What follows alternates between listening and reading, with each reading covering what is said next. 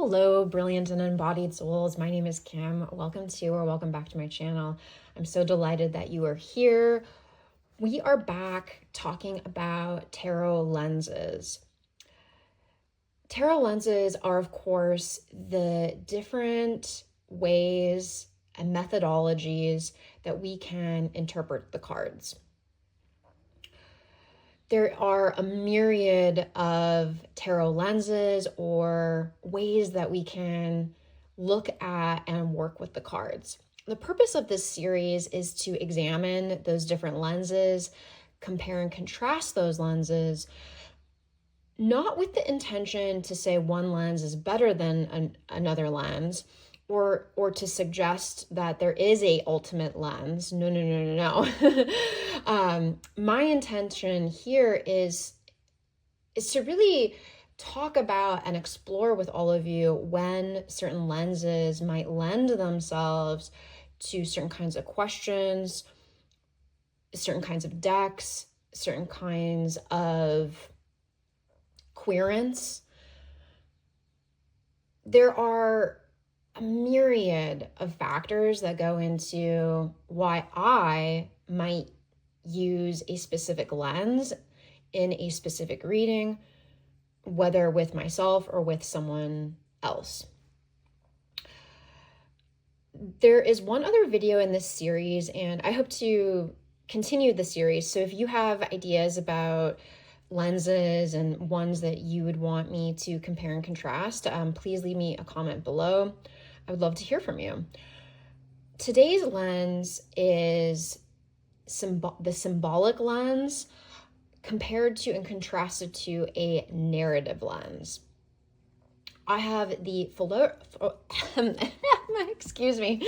I have the Filarcos Tarot here. This deck wanted to come forward for this exploration, and I will tell you a little bit about why. Let's look at this deck, and then I'll talk a little bit about the idea of the symbolic lens, and the idea of the narrative lens. The Filarcos Tarot is a independently produced deck by Carmen Sorrenti. We have these beautiful painterly court cards. We've got these sketchy watercolor minor cards. And then we have, again, painterly majors. And then we do have some black and white cards. The aces are black and white, as well as the knights, or in this case, the trail. It's called the trail. Here we go. Here's an example. Look at that. This deck has a very unique visual language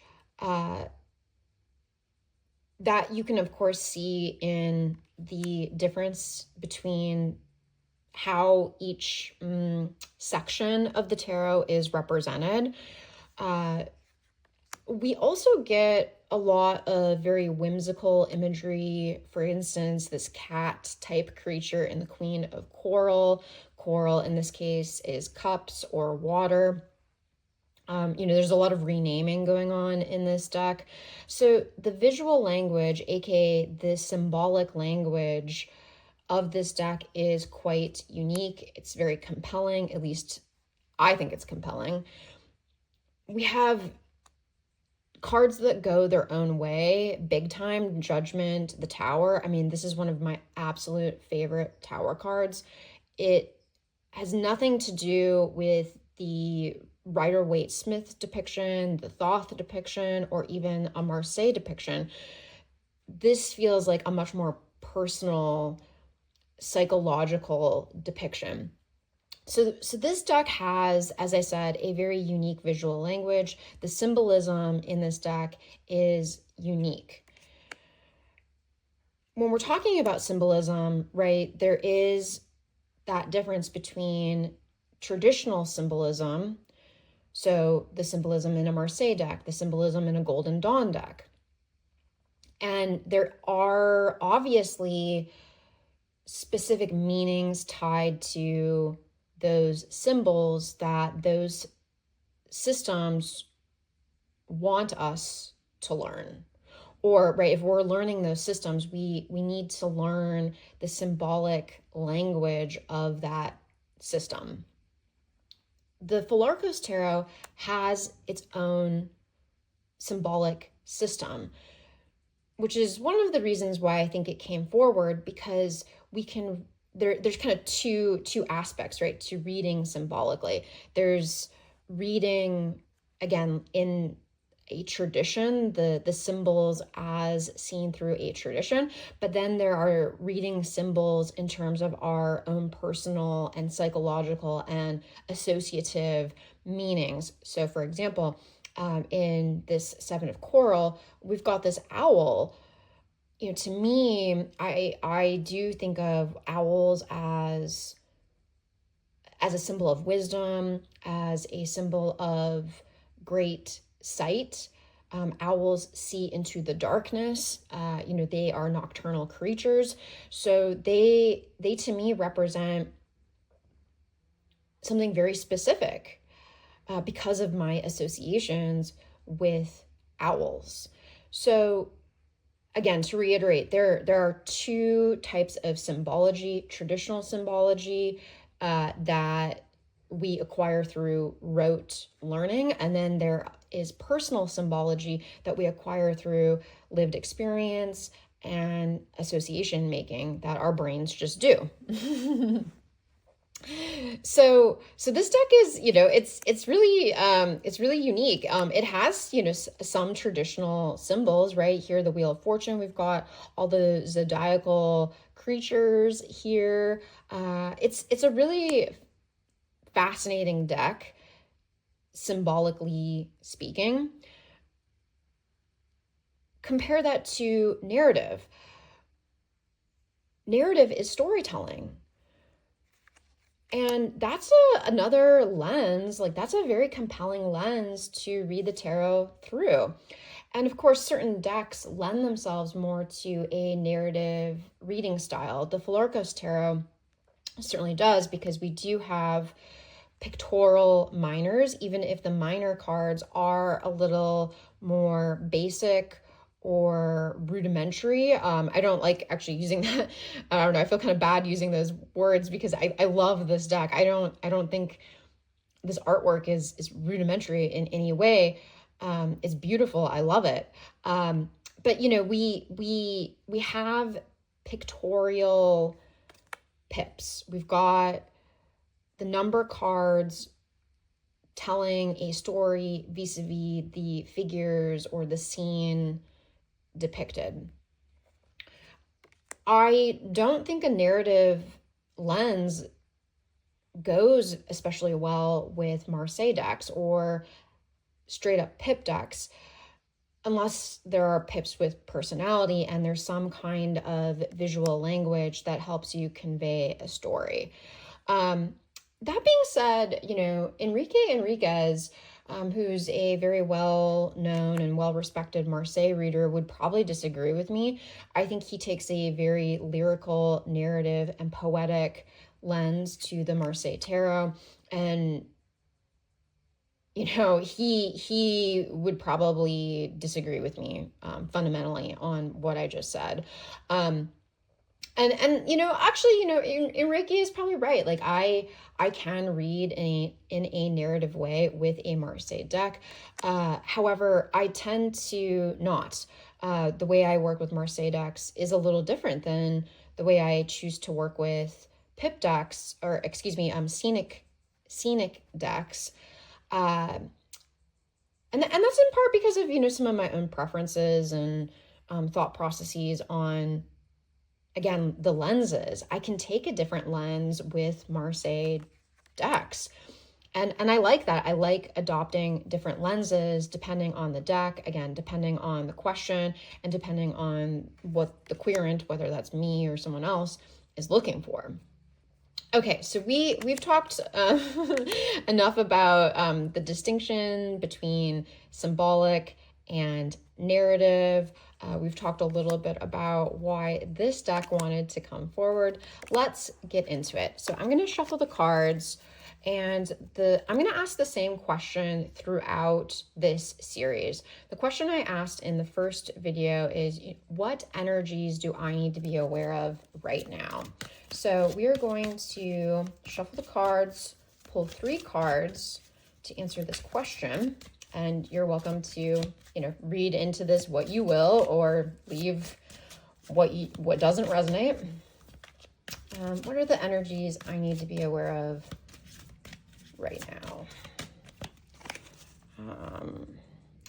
And then we're going to look at those 3 cards symbolically and then narratively.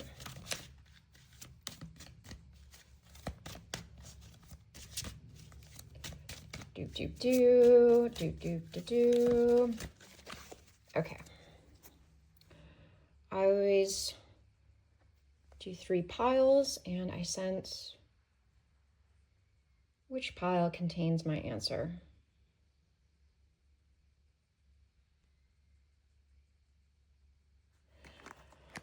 The middle pile wanted to come forward. Okay, let's check out what we've got.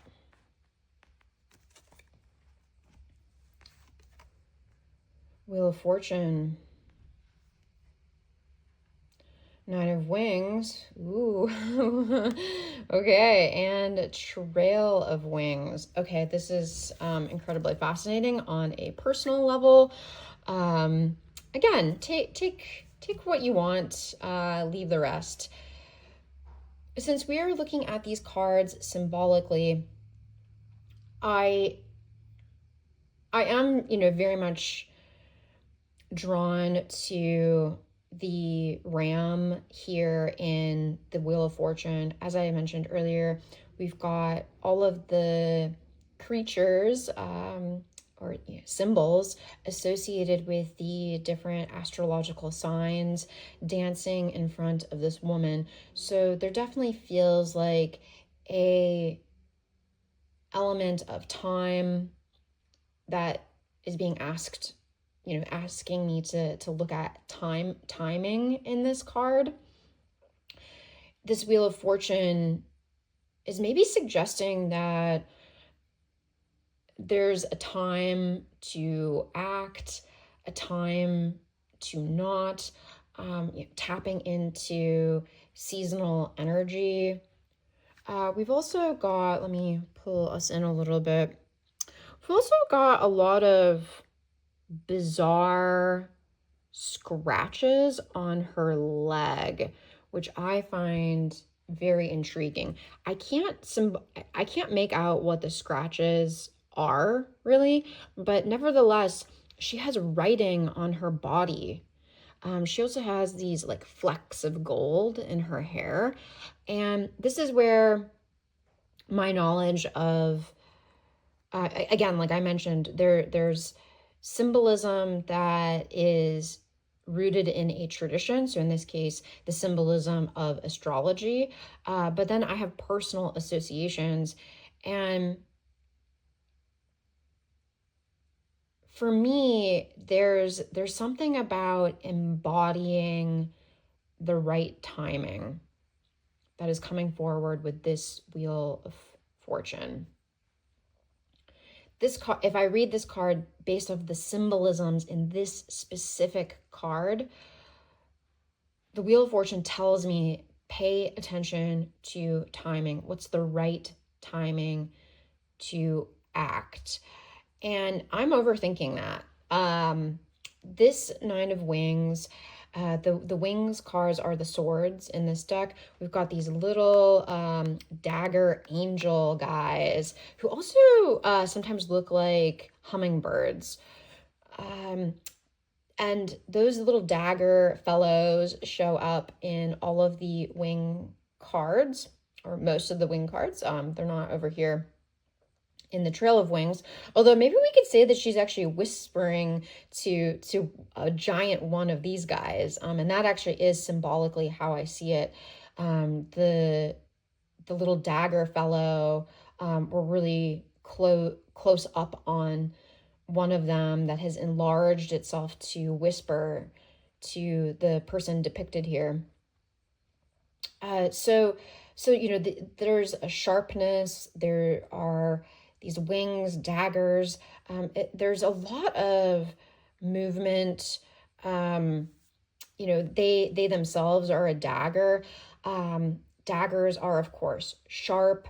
I'm using a lot of personal symbology to read this specific card because I don't necessarily see symbols that are rooted in a specific tradition or general esoteric knowledge or tarot specific symbology vis-a-vis, say, a Golden Dawn deck or a Marseille deck. So here I'm really leaning into my personal associations. And again, like, just there's a lot of sharpness. There's a lot of agony. And there's also like this desire to vocalize. The symbol of these little wisps trying to come out of this individual's mouth just feel, there's just like there's a lot of motion, a lot of agony that I'm reading into in terms of the symbols here. But then we come over here to the Trail of Wings, which is the Knight of Wings or Knight of Swords. And there's this whispering of one of these dagger creatures. And there's a lot of peace, actually. And this is a very unique Knight of Wands, or excuse me, Knight of Swords. Most Knight of Swords have a lot of energy and a lot of oomph, but this one actually does not have that kind of symbolic language going on. Instead, it has a very different feeling. And the feeling that I get here is slowing down, taking my time, actually like really intuiting, like using my mind's ability to take right action. When I look at all of these cards together using this symbolic lens, there's something about timing. There's something about slowing down. And there's something about listening.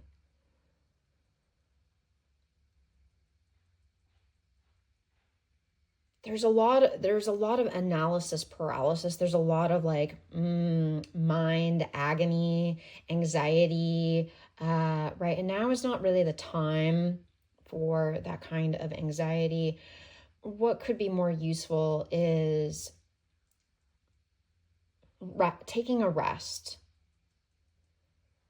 relaxing a little bit, letting the whispers come to me, as opposed to maybe forcing a plan or forcing some kind of strategic action. That forcing is causing a lot of anxiety. Dang, this is resonating. Okay, maybe it does with you too. I don't know. Okay, so that was our symbolic way of looking at the cards. Let's switch to a narrative focus. Here, I'm looking at where's the action, and I do really enjoy pulling 3 cards because I look at 3 cards in a narrative reading as, beginning, middle, end.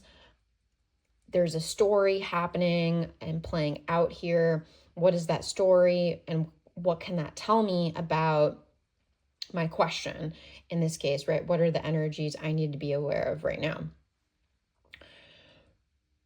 In a narrative fashion, I get the story here is there's this woman surrounded by all of these creatures. These creatures are trying to tell her something. They're dancing around, trying to get her attention, and she's actually, her eyes are closed or gently or just barely open, right? She has a soft focus. And my sense is she's actually trying, she doesn't want to be looking at all of these dancing creatures. She is a little bit more inwardly turned, and maybe that's because she's got a lot on her mind, right? The story here is internal agony. There is this circle around our figure here, which again is like zooming me in the story. And the zoom in here is again sorrow, agony, anxiety, overthinking, a little bit of terror, even horror. This person depicted here has some blood coming out, right? One of these little angel guys is like stabbed them. They themselves are a dagger. I don't know, like there's just so much angst and emotion here. This is not a good time. And this good time feels incredibly overwhelming. And when I go over here, like there's just kind of a polar opposite. It's like bam, agony to rest. And again, there's this whisper going on. There's some kind of secret knowledge or insider information that's being revealed to this woman, and she's at peace. Her expression is very neutral and calm.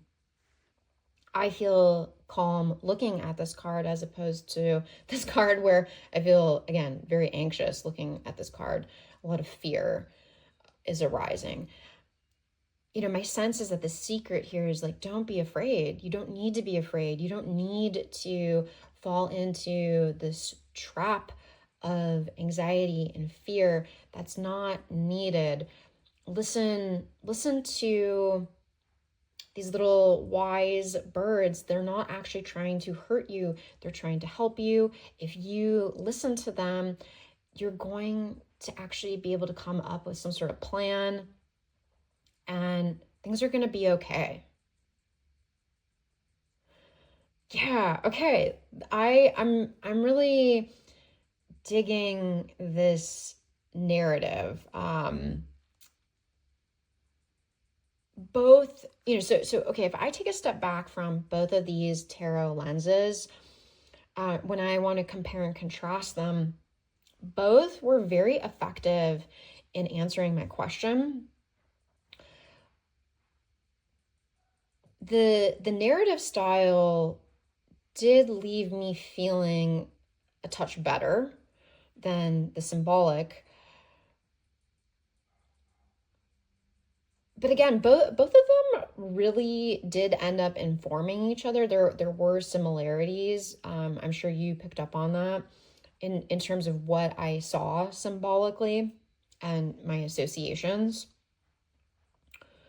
The narrative way of reading is very compelling because no matter, in my mind, humans, well, the narrative and symbolic ways of reading are so human. They really play to our mind's strengths. Like our minds love to categorize and come up with different ideas about what we are seeing. That's why the symbolic way of reading is so compelling. And we love to come up with stories. Humans are super into compelling narratives. So in a lot of ways, these ways of reading this lens are very complementary, especially with the Floricos Tarot. I think this deck is uniquely placed in order to offer deep symbolic as well as narrative types of readings. Let me just pause for a second and see if I want to say anything more about comparing and contrasting these lenses.